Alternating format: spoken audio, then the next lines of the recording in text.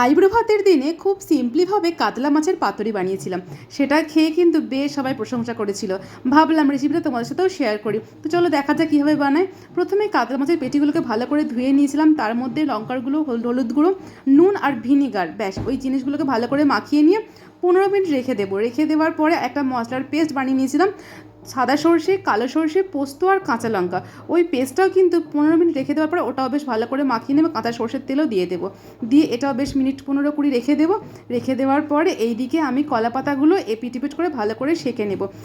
পাতাগুলো ভালো করে সেঁকে নেওয়ার পরে এবার মাছগুলোকে বেঁধে নেওয়ার পালা। প্রথমে দেখো 1 পিস মাছ নিয়ে নিয়েছি, তার মধ্যে কিন্তু একটু মশলাও দিয়ে দিলাম। দিয়ে দেওয়ার পরে একটা কাঁচা লঙ্কা চিড়ে দিয়ে একটু সর্ষের তেল দিয়ে দেবো। দিয়ে 4টে ভাঁজ করে সুতো দিয়ে বাঁধলে কিন্তু পাতুরি আকার একদম শেপ দেওয়া কমপ্লিট। এবার আমি মাছগুলোকে কড়ার মধ্যে দিয়ে চাপা দিয়ে 15 মিনিট হতে দেবো। 15 মিনিট পর আবারও 1 পিঠ উল্টে দেবো। উল্টে দিয়ে কিন্তু আবারও ঠিক 15 মিনিটই রাখবো। এভাবে আমি আধা ঘন্টার মধ্যে কিন্তু বানিয়ে ফেলেছিলাম কাতলা মাছের পাতুরি।